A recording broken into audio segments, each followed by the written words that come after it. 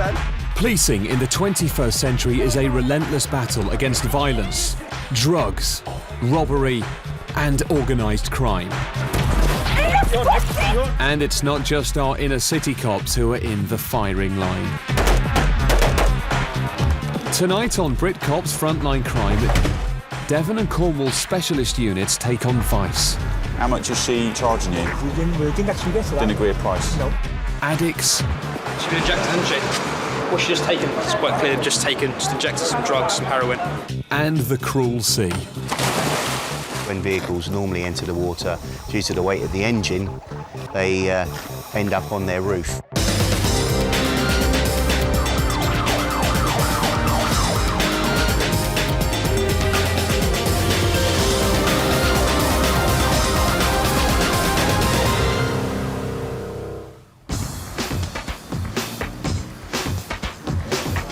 It's 2 a.m. on Plymouth's Union Street, the centre for bars, booze and boisterousness.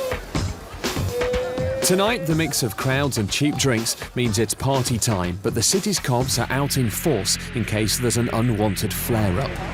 Ah! You fucking wig bastard! You understand what I said? The man's got in a fight. Unfortunately, it was with a cop, so other police units in the area have been called in straight away. Who are you? PC Rob Byers and PC Anna Hunkin of Plymouth's Basic Command Unit have arrived as backup. All right, what have we got? Give me the fucking pillow! Who are you? Give me a fucking name! PC Byers gets the lowdown from a club bouncer. They reckon he's Polish. Basically on the Union Room doors over there, you see the police officer obviously trying to grab him. Yeah. And he's actually assaulted the police officer and kicked him to the ground. Because there was obviously a WPC, she couldn't do much herself. Right, okay. So I've come running over. By that time, the door staff had come off this door and grabbed him, tackled him to the ground. Okay. So he actually kicked the police officer and the police officer ended up on the floor. Fucking English prick. The officer wasn't seriously injured and the man's frustration gets worse. As he can no longer put the boot in, verbal abuse is his only line of attack. I fucking never forget you! You fucking pig! Abuse or no abuse, assaulting a police officer is a serious offence and the cops take charge of the situation. Leave alone, do you fucking pig, you head! Amazingly, the Polish man seems to think he's the one who's been wronged. I know your mind rights! You're funk! You're fucks! I don't understand my rights! No! You understand my rights? I understand. No! Fucking say your name! What? Sit down, sit down! What is your fucking name? And he's certainly not going quietly. What is your fucking name? He said! Sit down, sit down. Obviously, as you can hear, the gent's not very happy as he's kicking the back of the van.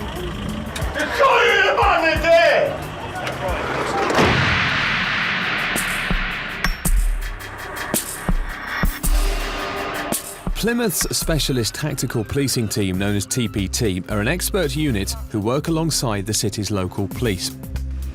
Trained in public order, warrants and surveillance, tonight two of its team, Sergeant Dan Ivey and PC Steve Brooks, are on a special mission, Operation Glendale, an ongoing exercise to control prostitution and drugs on the city's back streets. Apparently they use that taxi there, up on with no wheels, to do whatever in the back. So I think we'll probably let the beat manager know about that, who can come and get this company to get rid of it or put it somewhere where that can't happen. Undercover surveillance teams are also part of the operation. And one of them has given Sergeant Ivey and PC Brooks a tip-off that a couple have just left a prime location for sex workers, the back of some shops. We've got something going on down here. Yeah, 5584, we'll do a check on this male, bearing in mind what you just told us. Sergeant Ivey checks out their story. People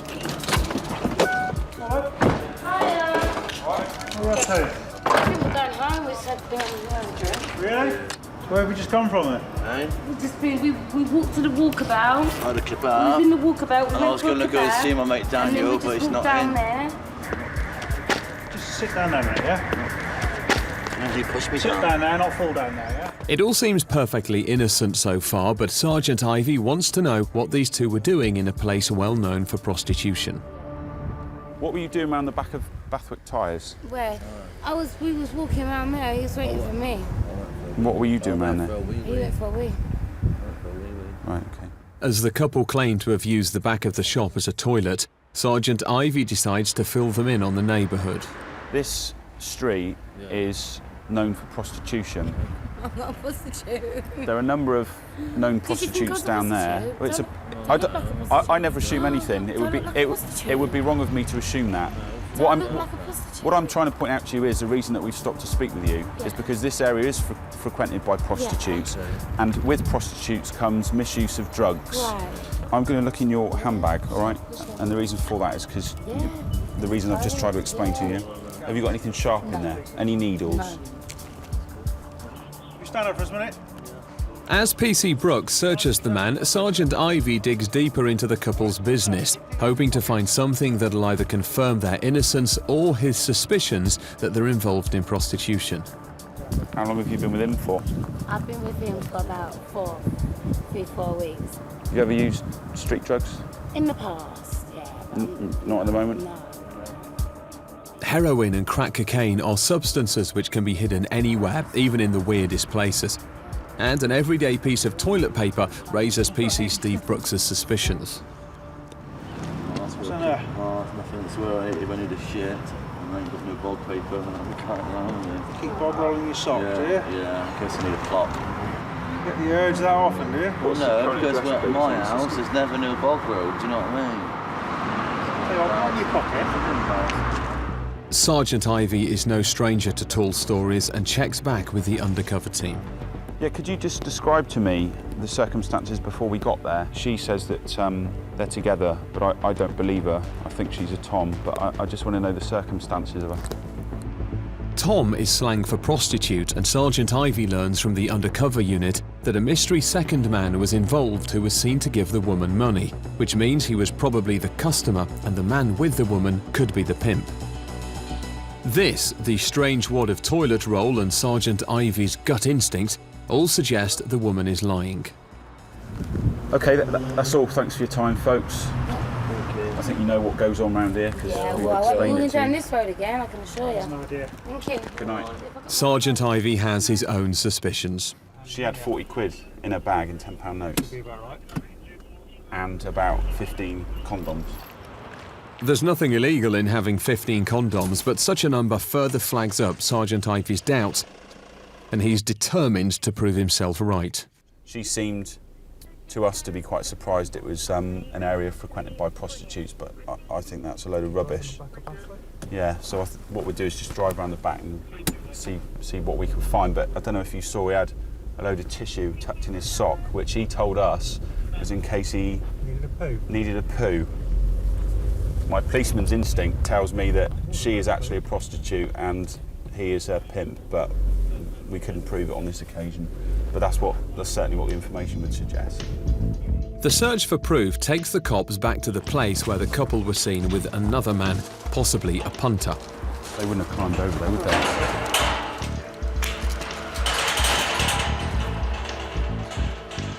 Sergeant Ivy gets a result. Oh, there you go, look. That's the condom she was using. Okay, yeah. He's obviously the pimp and he's bringing her around here. And that's why he's got the tissue, because he's probably being all gentlemanly and letting her use that to clean herself up a bit. It's not enough to arrest the couple for that. The cops would need proof positive that the mysterious second man paid for sex. But it's more valuable intelligence for Sergeant Ivy and the team. Satisfied with his detective work, Sergeant Ivy radios back to base. We've come to the informed conclusion that she is actually a new Tom. He is also a pimp. We found evidence around the back of Bathwick Tyres consisting of used condoms and condom packets that she had in her handbag, so it would appear that she's taking the clients around the back and he's looking out for her.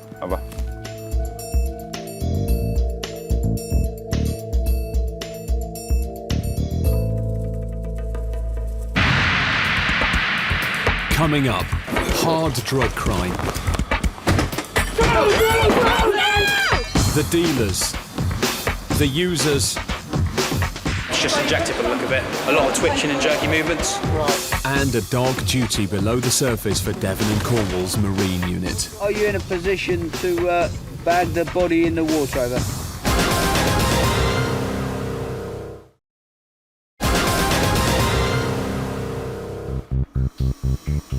15 metres under the water, the elite officers of Devon and Cornwall's Underwater Search Unit are diving on a recovery mission.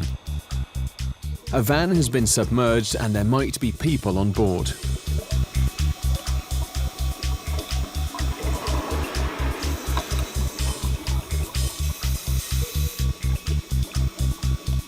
Acting Sergeant Jason Williams is taking the lead. When vehicles normally enter the water, due to the weight of the engine, they end up on their roof. Inflatable bags have been attached to the car to give it more buoyancy, so it can be turned upright, and the team even have their own special jargon. Hot, hot, hot, hot. When he wants compressed air being fed down the remote hose to the lifting bag, he'll say hot, hot. Hot, hot. When he wants it turned off, he'll say cold, cold. We use hot, hot and cold, cold rather than on or off, so there's no confusion. Here it comes. Be a little bit of air come out now because he's letting air out the bag. Cold, cold. Cold, cold. Visibility's not great, but with the right equipment, these marine experts can even work in the dark. They can dive to depths of 50 metres and are always at the ready to take on underwater searches, the retrieval of vehicles and the recovery of bodies. But this situation isn't for real, it's a training exercise. There are 17 similar police dive teams throughout the country, and drills like this keep them all ahead of the game for real situations. This training is well timed. Within hours of finishing, the unit are called to recover another vehicle. This time it's for real and there's a body.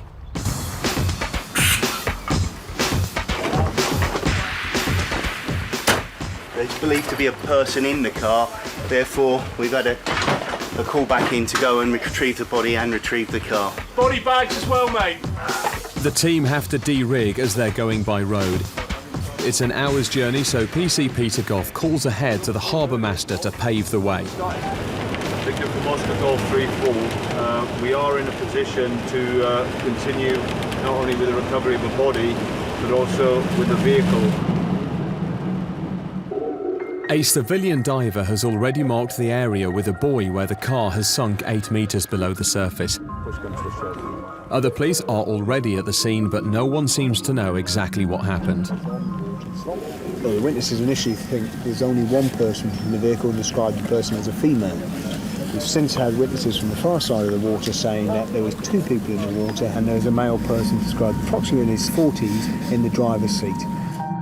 Although this is confusing, witness reports are often unreliable. They couldn't say who was in the vehicle or if anybody, but they didn't see anybody come out, and they said when the car hit the water, it sank very quickly. We would have noticed if there was somebody in the water swimming away or something, we would have noticed it. Right. And they didn't. And the person who did see it is the pink and white building over there. Right now, the whole incident is a mystery, and the Marine Unit need to get on with the dive quickly to recover any bodies which could be trapped in the car. Yeah, we're just leaving the nick now. TPT, Plymouth's tactical policing team, also have special skills, one of which is rapid entry, and they're about to put their force behind a drugs warrant. Basically, when we get to the address, we'll force entry, and then we'll search, and obviously looking for amphet and cocaine today. Amphetamines and cocaine are Class A drugs, and anyone caught in possession could be looking at a 7-year prison stretch, while dealers could face life. Ready?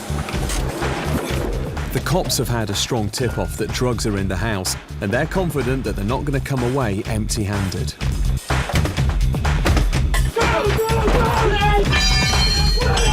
stand still! Get down! Another level of Right, mate. Put your hands out front. Right, we're conducting a misuse of drugs act warrant at this address. on the door with a lecture in. Yeah, but it's a drugs warrant, so we don't do knocking on doors. We're looking for drugs, people chuck it away and everything. All right? The metal enforcer is a top piece of kit which can help police break and enter in seconds. It also keeps local locksmiths busy. 4 suspects have been found inside. We've got 2 adults in there, a male and a female, and 2 juveniles, another male and a female. So basically what we will be doing now is going back into the address and carrying out a search of the premises. And that involves the dog unit. Springer Spaniel Bella is on the case in the suspect's car. No stone is left unturned. Every room in the house will be systematically searched, and the cops are in for the long haul. It's going to be a nightmare of a search as well, isn't it? Yeah, it's going to take quite a while. Drug crime is a very serious business. Plymouth's cops are used to confronting both the dealers and the end users, and a situation like this is typical of the trade. Who's that? No. Face down, is she? Yeah. A woman is convulsing after a bad hit, and PC's Matt Mann and Mandy Worthing of the city's Basic Command Unit are about to take action. What's wrong with her? What's wrong with her? What's her name? Is that putting that around her arm, yeah? She's obviously been injected, hasn't she? What's she just taken? Same as you? Was it a bag of heroin? PC Man knows shooting up heroin gives a quick rush to the system, and although the woman is beginning to come round, he has to be sure she hasn't taken too much and has called an ambulance. Basically, whilst we've been on patrol, we've come through the local bus station in Plymouth. Saw a female face down on one of the walls in quite a strange position. On speaking to her and her friend, it's quite clear they've just injected some drugs, some heroin. One of them had a belt round her arm as well, which they used to restrict the blood flow. An ambulance can just check you out in a second, all right? Make sure you're okay. While they wait for medical help, the woman's friend is frisked. 2 syringes and other drug paraphernalia are found, but she hasn't got any more drugs. The ambulance has arrived quickly at the scene, and one of the paramedics gets the facts from PC Man. Basically, we've turned up and she's been face down there with a belt round her arm. She's just injected by the look of it. When we turned up, she was unconscious, but she's come round a little bit since. Right. A lot of twitching and jerky movements. Right. So you can give us a check over for us just to see if there's... Sure. Many Class A drugs are cut with other toxic substances, and abuse of them can result in coma or death. This time, the user's been lucky. Got an ambulance to check her out and make sure there's nothing untoward going on, apart from the effects of the heroin, really. Although the cops can't stop users taking drugs, they offer some wise words. Thank you for your time. Just be careful what you're taking, all right? Cheers for coming. At the alleged drugs den, the car searchers found nothing, but the sniffer dogs in the house have a result. Yeah. Okay. The dog's, first we've gone into the first room on the right, which is the kitchen. And the dog's done a quick scan of the kitchen. He's then worked his way around to the left of the door, to the back of the freezer, beside the freezer, where he's indicated a safe, approximately 14 inches by 12 inches. We found the keys, and the safe has been opened, and it's found to contain what appears to be a large amount of controlled drugs. So it's a good little find by the dog, although because of the amount, for him it was probably an easier one than some others he's had. The police have uncovered a massive hoard. This is what was located within the safe. We've got, in total, it's 15.5, including these half, 9 bars of cannabis, which is probably about £4,000 worth street value. In there you've got several Ziploc small bags, obviously be cut up into small deals, you can assume. Like a yellow powder there, and then a larger one there, which is believed to be amphetamine. And then within the ice cream tub, again, it's a more white powder, which is believed to be amphetamine, and then a smaller bag at the bottom. Drugs aren't all that's found. 5 grand in Reddies is discovered upstairs. It's been a first-class drug warrant for TPT, with 2 arrests for possession and intent to supply. Now it's up to the judge.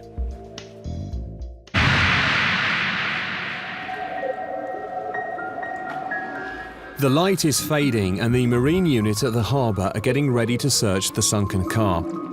They think they're diving for the driver's body, but witness reports are unreliable and there could have been passengers. Well, we'll stick with what we got at the minute. We'll do the body first. Okay. Get the person out first. Acting Sergeant Jason Williams dives first and makes a worrying discovery: child seats. Yes, copied. Jace, can you confirm, please, location of child seat, and were they secured or floating? Now the police fear the worst, as children could be involved. One of the car doors was open and bodies could have floated out to sea. But right now, they have to recover the driver's body. Will you be able to bag him in the water? Are you in a position to bag the body in the water, over?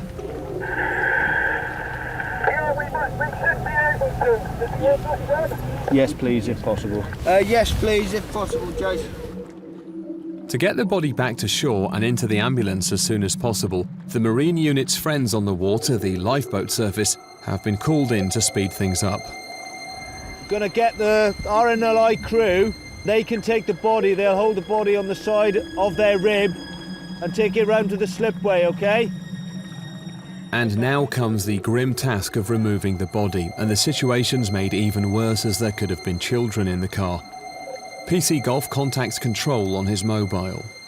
There are inquiries going on elsewhere at home addresses because we had 2 child seats in the car, or booster seats I should say, which are floating around inside the car, and one of the doors on the passenger side was open. So we're holding fire because we might have to do another person search just underneath this concrete jetty here. PC Golf soon learns that the driver's girlfriend has children, and officers are on their way to find out whether they're safe at home. It's a nerve-wracking wait. They're going there as we speak, and once that's done, hopefully within the next 10-15 minutes, then if it's bottomed out, then we're off and come back and do the car.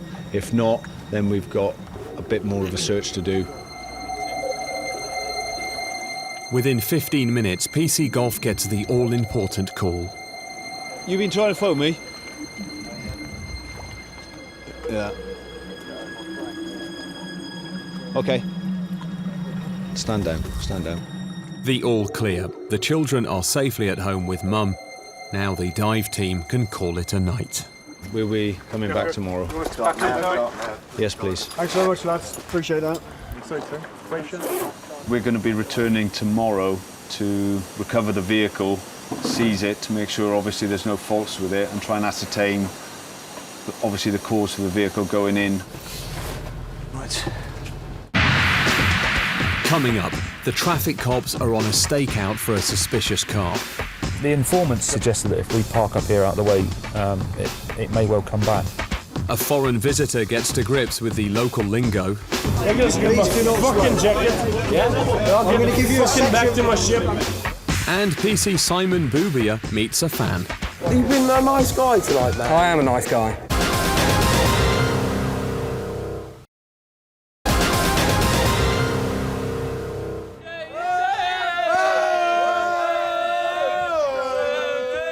It's 10 p.m. and a group of drunks are having a party on top of a van. Even quiet coastal towns like Dartmouth aren't immune to Saturday night disorder, and PC's Simon Boubia and Gary Chapman of the Tactical Aid Group are about to gatecrash the party. Are we not allowed to do this? It's his van! It's his van! It's my work van, mate! We do what we want! One of the drunks decides to leave the festivities and in the process lands on a neighbouring car. Can you That's your fault. So whose car's that? It's my car. The wing mirror is a write-off and PC Boubia doesn't think this is the man's car. That's criminal damage there. That's criminal damage, that. Criminal damage could land the man in jail for up to 6 months. I saw it. No, I saw him. He fell off and he went right into it. Yeah, he tried to get off. He slipped down. He smacked right into it.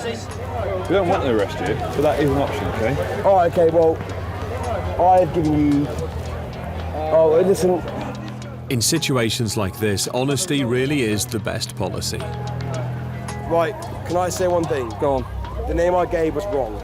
Right. Can I give you my real name? We need to start doing it that way, or else we're going to have problems. You start giving us false details, you're obstructing us, which isn't a arrestable offence. That's all ended now. Yeah? I'm sorry, mate. Don't ever do that again. Because you will find yourself arrested. I'm sorry. We're trying to deal with a situation, you giving us false details does not help. PC Boobia's scare tactics have the desired effect. This drunken liar is suddenly contrite and compliant. I didn't even mean that, you know. I actually know. slipped off. And... Yeah, I know you didn't mean it, but it's reckless. We've got a unit going around to the home address of this chap here. We're going to see if he's in, all right? At the most, what we'll do, you're happy to pay, yeah? No, yeah, of course, man. Because if we weren't here, you would have walked off and you wouldn't have done anything about it. I know that for a fact. I wouldn't have walked off. I would have waited and... What? Right, I reckon you would have walked off. I'm not arguing about it. Me. Right, no, I don't know you, but you've given us false details already. Listen to me, if that was your car and you came back in the morning and that wing mirror was off, you wouldn't be too happy, would you? No, of course not, mate. Yeah. So we're trying to deal with it. We're trying to deal with it so it avoids people getting arrested. I am sorry, though. All right? I am proper fucking sorry. In Plymouth, another vehicle is about to become the centre of attention. Underage Joy Riders are allegedly tearing up the neighbourhood. PC Steve Chaplin and Sergeant Dave Routley of the city's traffic unit are about to follow up an anonymous call from a witness. Caller for this one's called in, not told us where he is or even given us his name. He's just called in on a mobile, so we're going to try and give the mobile a call, see if we can get any more details. Hello there, my name's Steve Chaplin. I'm a traffic officer with Devon and Cornwall Police. I know you want to remain anonymous, obviously, with what you've just passed us. We've got an M-Reg Fiesta as all the details that we've got. Are you able to tell us a little bit more about this 13-year-old, who he is? The mystery caller gives the cops the address where apparently 4 boy racers can be found, and it's likely the Fiesta is stolen. Right. The informants told us basically that this vehicle's been to and fro from this address all evening, and he suggested that if we park up here out of the way, it may well come back. A stakeout seems to be the best plan of action, so the cops begin to sit it out. In Dartmouth, PC Boobia is still dealing with the very sorry man who's just avoided a charge of criminal damage to a car. But he won't let the matter lie and is seeking forgiveness from the owner. Can we not go and meet the guy? Yeah, we're trying to. You want to apologise? I'm trying to find him.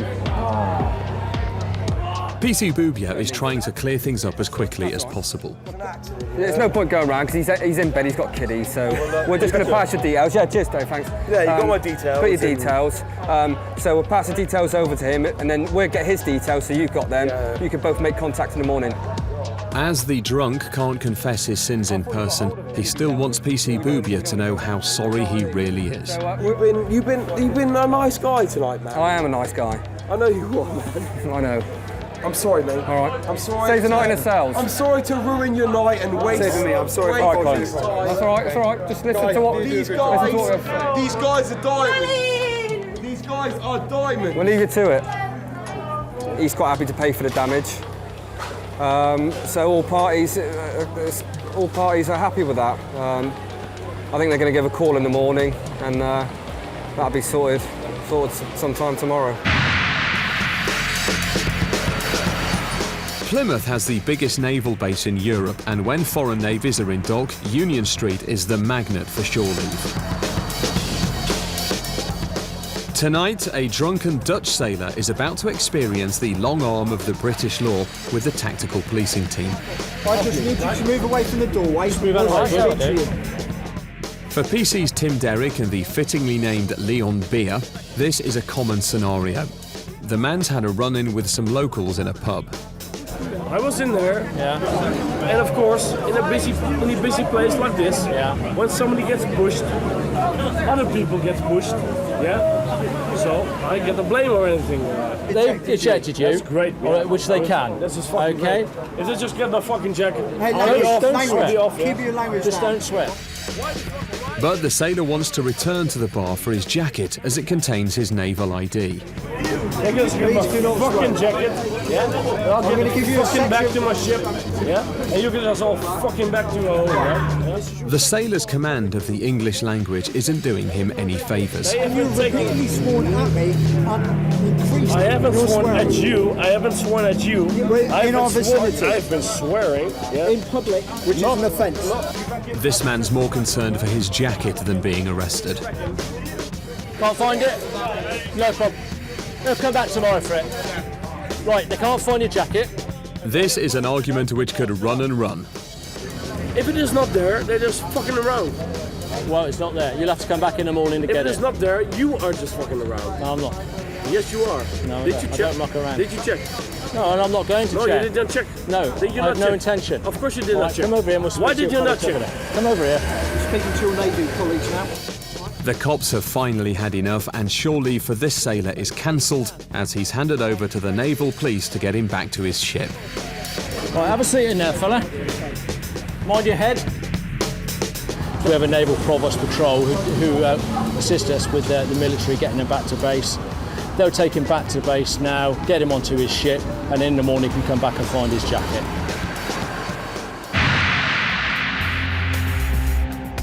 A few streets away, the tactical policing team are still patrolling the red light district for Operation Glendale. Sergeant Ivy and PC Brook have just got info from the undercover team that a white van man has picked up a known prostitute. Passing the Brit, so they're just approaching our white transit van.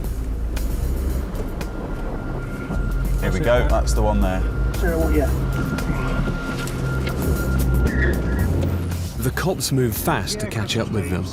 Basically, the female in this van was seen by the officers last night and was warned, referenced prostitution, so we'll just see what the score is when we pull them over. The woman's already got out the van, so Sergeant Ivy deals with the driver first. Right. What's your connection with that young lady? That young lady now, I've just been round the estate there and she asked for a job off the shop. We've got a number of plainclothes officers doing some surveillance in the Mill Bay area of Plymouth. You've been subject of that surveillance. Right. So perhaps if I ask you the question again, and perhaps if you'd like to consider the implications of continuing to give me a false story, we might be able to proceed. The man quickly weighs up the situation and comes clean. Pick the young lady up and see if it's running business. Right. How much is she charging you? We didn't actually get to that. Didn't agree a price? No. Right.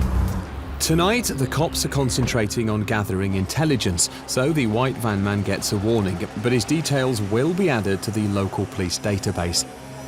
Now, it's time for a chat with his hitchhiker. She's going to get a precaution. Listen, we know what happened because you were seen by a police officer.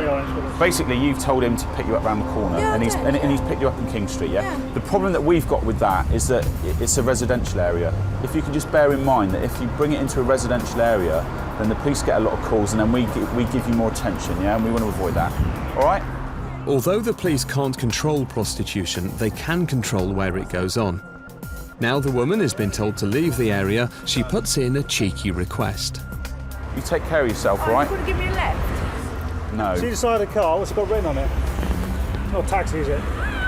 We can't. No, we can't. We can't give you a lift. We can't give you a lift, we're not insured. But you take it easy. You take it easy, all right? For Sergeant Ivy and PC Brooks, there's still a long night ahead.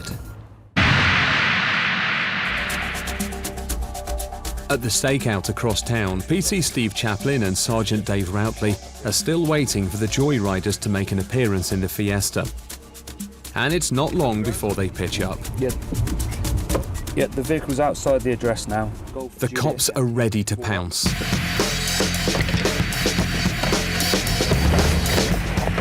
Out the car. Out the car. Wait. Car. I'm stuck in the steering wheel. Yeah. I haven't nicked it. Right, rest of you stay in the car. Get back in the car. Get back in the car. You're under arrest at this stage on suspicion of taking a vehicle without consent, all right? We've arrested the driver at the moment on suspicion of theft of the vehicle. I just want these four checked out to find out who they are and what they're doing.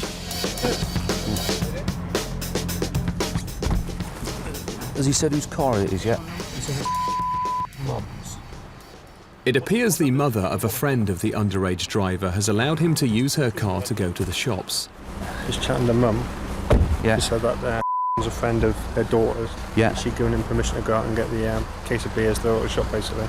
He's got permission to drive it, He's got permission to drive the vehicle, yeah, but unless he's got any docs or whatever, but he's got permission from Mum to be in the vehicle. Right. So we basically they've had a party tonight in the house, and Mum said, go and get yourself some beers. You can take my car. I'll go and speak to Mum, I think, and find out, actually what the score is. It's up to PC Chaplin to get to the bottom of it all. Hello there. Hi. Right. Is that your Fiesta out there then, is it? It is, yes. Right. Who's driving the car tonight? He was supposed to be, because I assumed he had a driving licence. Right. The anonymous caller who reported the boys was convinced the driver was only 13. After a check on his details, he turns out to be 16, so he's still an underage driver. Right, for us, it was very lucky that we were up around the corner waiting. We'd had a report about this car, so we sat up and waited for it. Luckily, we managed to box the car in before he could drive away. Bearing in mind he's only 16, he could have driven off and killed somebody. So fortunately, we've avoided that this evening. Meanwhile, the mum is still getting a grilling from PC Chaplin. Do you know how old is? You told me he was 17 and I believed him. He's actually only 16 years old. No surprise there. The 16-year-old could also be up for another charge. Does have any insurance to drive your Fiesta? I really thought so, no. Now the owner of the car is an accomplice. Do you realise by allowing to drive your vehicle you have committed 2 offences? No, I don't, but you wouldn't tell me what they were. Because is only 16, he cannot hold a licence to drive a car. He's committed an offence as well, driving without insurance. And then because you've allowed him to drive your vehicle, you commit the offence as well with him. So, and I've reported you for that. And it'll probably be a summons to court for that. Sending the boys on an errand cost this mum dearly. And for the underage driver, the cops take him home to his own mum to face the music. Coming up, the Marine Unit have to dive again at the harbour. And a possible case of indecent exposure for PC Anna Hunkin. Well, half-naked guy, just wearing a t-shirt apparently. This could be entertaining.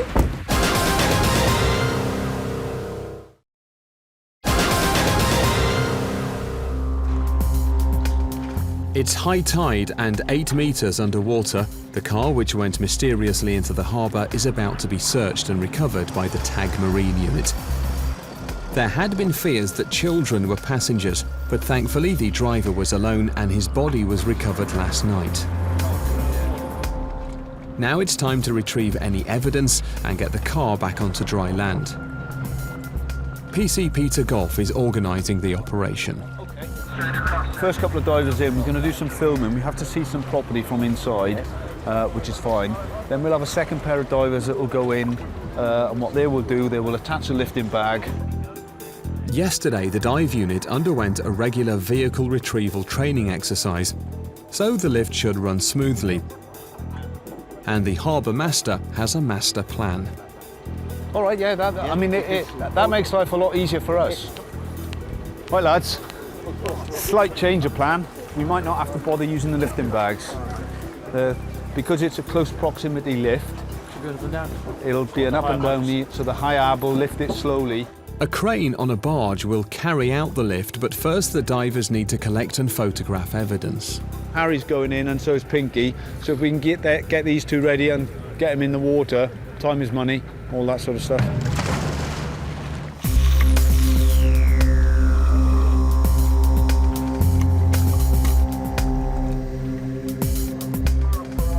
Knowing there was a body in the car makes this a gloomy job.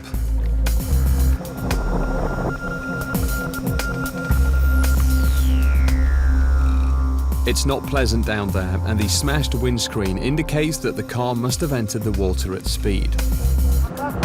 Straps are handed down to secure the car, ready for it to be winched up. It's sliding up. The lift has to be taken slowly, as water trapped in the car could cause it to tilt and fall. But these guys are experts and all goes well. Although the divers are professionals, there's always something to learn. It was just by chance that the day before we trained on the vehicle, and today it was a live job. And it's just great, you know, you can't have enough training basically. No other bodies were found in the car, and the incident will be further investigated. For the TAG Marine Unit, it's another mission accomplished. Over in Plymouth's South Central District, PC Rob Byers and PC Anna Hunkin are on their own mission. A break-in could be going on, and they're hoping to catch the burglar red-handed. A break in progress on Embankment Road. Some males have been seen trying to get into a house. We've got a lot of burglaries going on in the area at the moment, and it seems to be every single day. So it'd be good if we can try and catch the people responsible. This is another one just going on now. As a seasoned cop, PC Byers knows how to handle a car to get to the scene of the crime as quickly and safely as possible. PC Hunkin is in radio contact with police control, and there seems to be a bit of confusion as to the address. Which house is it? I thought it was a house.